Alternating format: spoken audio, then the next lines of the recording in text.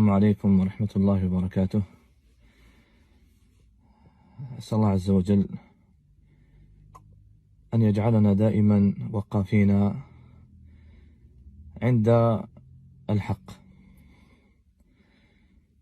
أولا أفتخر أنني جزائري، والله لي كامل الفخر والشرف أنني أنتمي إلى هذا البلد المبارك.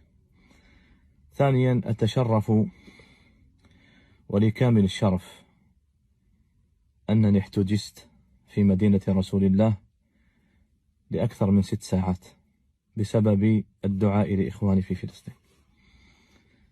أنا سأقص عليكم ما حدث لي، لا من سبيل القصص أو من سبيل البطولات أو شيء، لا.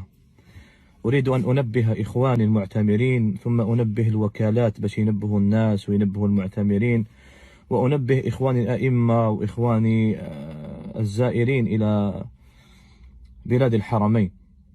ولن أتكلم لا على نظام من الأنظمة، ولن أتكلم لا على السياسة ولا على شيء، لأنني أنا رجل دين، أتكلم عن قال الله قال الرسول صلى الله عليه وسلم.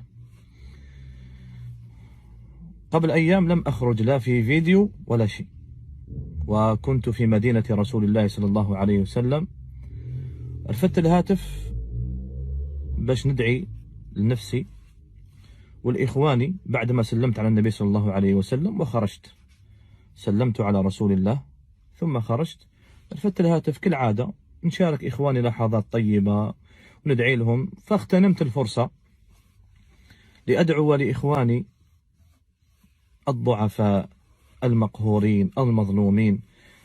مستشفيات دمرت، مساجد فجرت، أطفال صغار قتلت ذبحت. ألا يستدعي منا هذا كله إلى الدعاء؟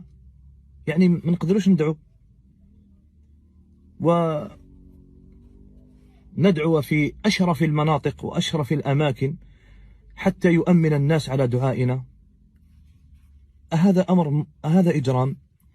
أهذا الأمر عظيم؟ طيب، أنا لم أكن أعرف بأن هذا الأمر ممنوع في بلاد الحرمين، لم أكن أعرف، وأقسم لكم بالله أنني فعلته بطيبة خاطر وبكل عفوية، ما إن أكملت الدعاء إلى أن التف حول العساكر.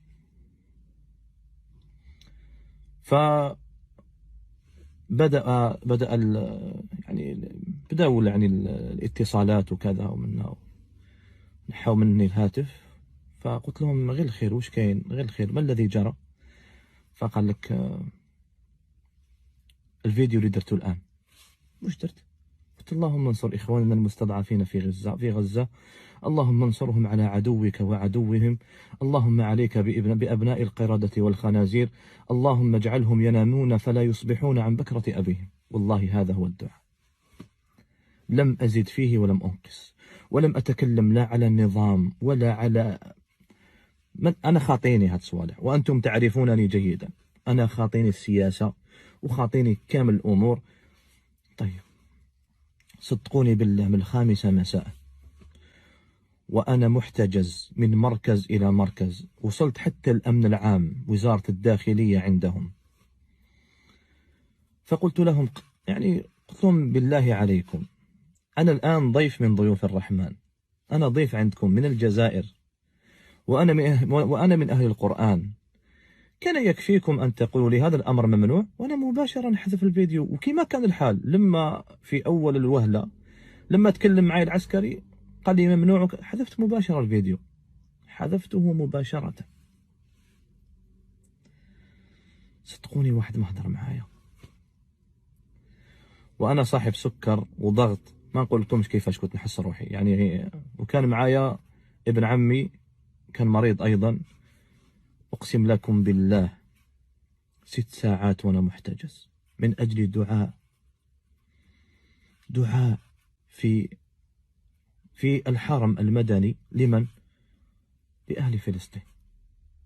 وأنا أعرف بأن في وقت مضى كان أئمة يعني يرتقون المنبر، منبر الحرمين سواء المدينة أو مكة، فيدعون لإخواننا الفلسطينيين ويدعون لغزة ويدعون لفلسطين عامة. فلم أكن أعلم بأن هذا جرم أرتكبه أنا. أقسم لكم بالله قد ما كان شرف لي أنني أحتجز من أجل الدعاء لإخواني الفلسطينيين وإخواني الشهداء في غزة، قد ما كان الأمر صادم بالنسبة لي، لأنني علاش ضيف من ضيوف الرحمن.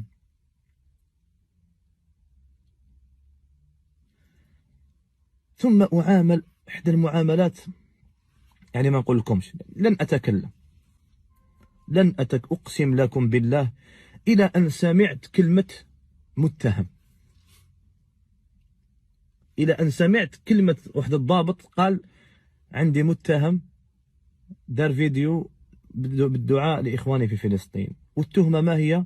التعاطف مع الإخوة الفلسطينيين والدعاء لهم.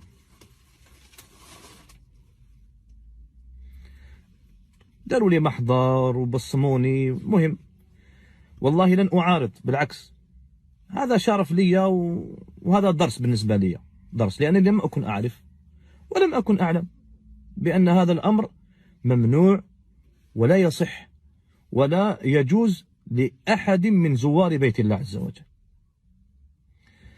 انتهى المطاف على ماذا؟ على أن حكمت المحكمة بحجز الهاتف تاعي اللي صورت به، حجزاته عندها، وأحال إلى مكتب الإرشاد في الحرم. أنا بدوري أحال إلى مكتب الإرشاد لأجلس مع رجلين أحسبهما والله حسيبهما ممن يفتون الناس وينصحون الناس ويرشدون الناس. فجلست بين أيديهم حتى ينصحونني بماذا؟ قلت لهم الآن أنا بينكما حتى تنصحانني بألا أفعل وألا أدعو بعد اليوم لأهلنا في غزة. طيب ما فيش مشكلة. الذي حاز في نفسي أن واحد منهم قال لي ما كانش واحد يرفع التليفون ويدعي لغزة وفلسطين وهم الآن لا يحتاجون منا لا دعاء بهذه الطريقة بالهواتف وكذا، لا يفعل هذا إلا مرائي أو طالب سمعة. قلت له أشققت على قلبي؟ أنت في الحرم الآن، شققت على قلبي أنني أريد سمعة أو أنا مرائي بهذا الأمر؟ قلت له ربي يغفر لك يا أخي. الشاهد من هذا كله، أريد أن أنبهكم أنتم يا من تعتمرون، يا من تزورون سواء المدينة أو مكة، حل عينك، خاصة إذا رحت مع زوجتك ولا رحت مع يماك. أقسم لك أنا ولد عمي مازالو شاب صغير، أقسم بالله قريب حبس قلبه. وينتهي المطاف على أنه واحد الأخ مصري واحد آخر فلسطيني قالوا لي يا شيخ والله غير ربي يحبك وعندك دعوة الخير. واحد منهم قال لي كنت قادر 15 يوم ما تبانش، واحد آخر قال لي كنت قادر سنة ما يعرفوش وين راك كامل. فأنا أنصحكم، أنا الفيديو هذا درته مجرد قصة حتى يعتبر بها الناس، وما نحكي وما أعترض على أي شيء. هي بلادهم، الله يعاونهم، هي بلادهم، ربي يوفقهم وربي يعاونهم، وهذا النظام ديالهم، ربي يعاونهم، ربي جالس على كرسي الحق.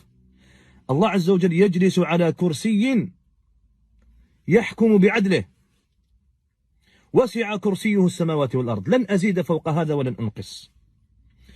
ولكن أنا ننبه الناس اللي يطلعوا يعتمروا ويديروا، الدير شال تاع فلسطين يديوك المعتقل، يحجزوك ويديروا لك محضر، تلبسي حجاب فيه، وأنا شفتها رأيتها عيانا من أندونيسيا وماليزيا دايرين شال ولابسه وحده حجاب فيه العلم الفلسطيني، احتجزوها وداروا لها محضر. فواحد يروح يعبد ربي ويدعي بينه وبين ربه، يدعي بينه وبين الله عز وجل.